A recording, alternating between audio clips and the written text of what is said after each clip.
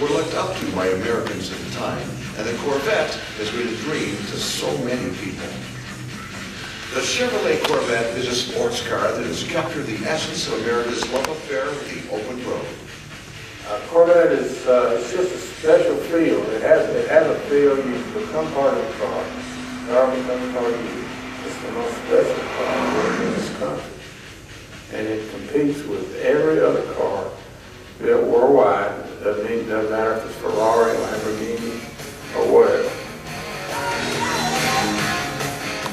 The history of the Corvette is marked with big ideas and creative designs.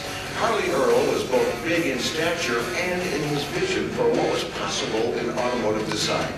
As the head of styling for General Motors, Harley was inspired to create the Corvette by the enthusiasm of returning servicemen for the sports cars they had seen overseas. When it was first introduced in the 1953 Motorama, the Corvette was the star of the show, but sales would later suffer as it lacked the power needed to live up to its good looks. On the brink of an early end, one man came to the rescue, a man who saw the Corvette for the performance icon it could be. That man was Zora Argostado. Zora happened to be among those who witnessed the first Corvette in New York, and although he found it visually superb, he was disappointed by what was under the hood. He wrote Chevrolet chief engineer Ed Cole to both compliment him on the beautiful car, but he also submitted suggestions.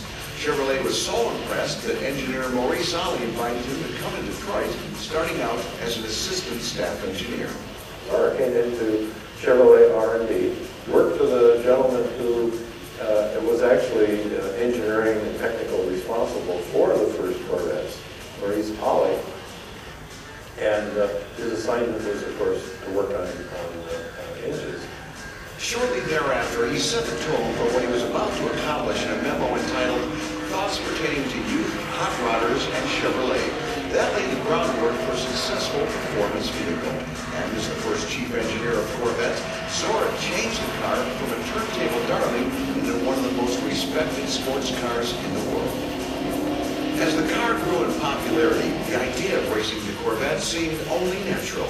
Early racing legends, many of whom are in our Hall of Fame, had the Corvette dominating American production class road racing with victories in all major venues. Racing has become an integral part of the Corvette mystique. Racing would let us take the car to the limit and do things that had the ability to do. And we put the car through the paces, and we would much stress on the car, and which all that information would go straight to General Motors, and the engineers would decide what was important. And we would learn what the limits of the car. What makes the car good? You know, when we look at the braking capabilities on this car, and has always been a real earmark of Corvette, was great braking.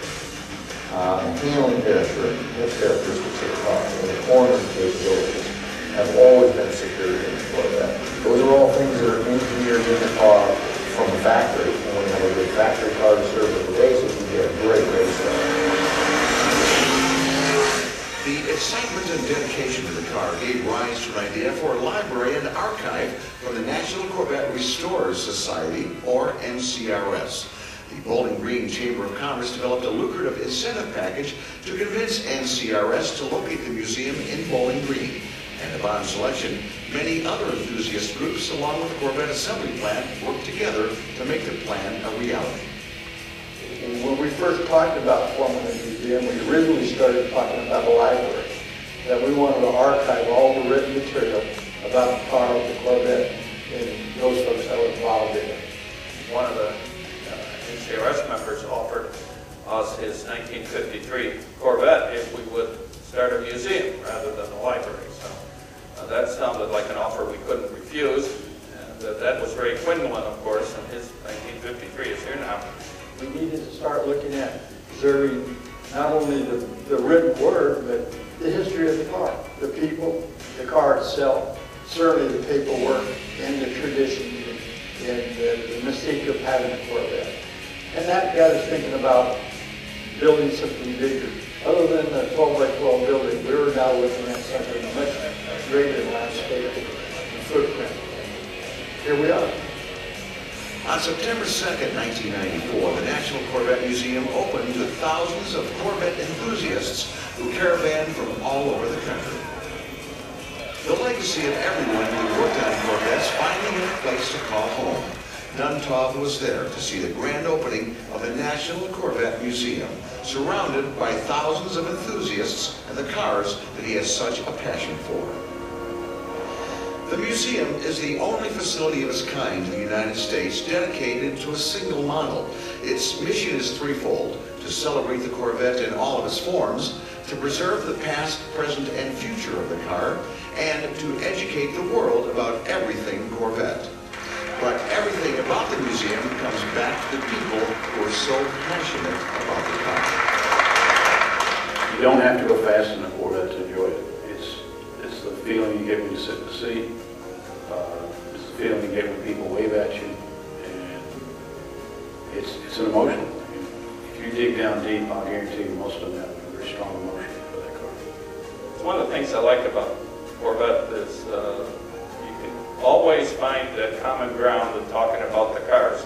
Regardless of what year of cars it might be, we all share that common passion. And, you know, people who sweep the streets and captains of industry. We're all on the same footing when we're talking about Corvettes, because that's the common thing that brings us together. The facility was expanded in 2009 to 115,000 square feet and houses the library and archives that were envisioned early on. Corvette's home is now state-of-the-art and so much more than a museum. The exhibit hall has an array of ever-changing displays that spark the mind and imagination of visitors of all ages. The history of the car is explored in dioramas that are realistic scenes in the Corvette's early history. The 1960s were a vibrant and important time in the history of the Corvette. It was becoming a part of the American driving landscape and a dream for those who wanted one. The very first one I got to drive was a 69 big black tri-power Corvette, and the car was incredibly fast. And the guy let me take it by myself and go drive it and experience it, and it was just incredible. And I knew I wanted to have one. So many of us have a story of the first Corvette we ever saw. And the bond between car and driver is strong, as is the bond between driver and other drivers. It's this owner loyalty that keeps the interest in the car alive. The museum hosts gatherings throughout the year that bring together owners and enthusiasts to discuss their common interest. You can see it out here where people drive, Corvette owners drive here to the bash, and they go around the parking lot looking at other Corvettes. They want to share their passion. If you go to the seminars and you listen, the best part of the seminar is when you get into the soul of the person who did the work. And they tell you that little side story that no one knew about. And that's what makes the car have the spirit. Just trust me, the people that work in this car do get it. At a very young age, they saw their first Corvette, and it's a promise they make to themselves that someday, as a dream, they're going to get one someday. And some people it happens earlier in life, and some people it happens later in life. But when they finally get that car, it really is an accomplishment, it's a goal, it's a dream come true. Anyone who has driven a Corvette wants to know what's under the hood, and the Performance and Design and Development area of the museum will give you a glimpse into the heart of the sports car. Displays on racing and engine design let you know just how the Corvette works and why it's a winner on race day.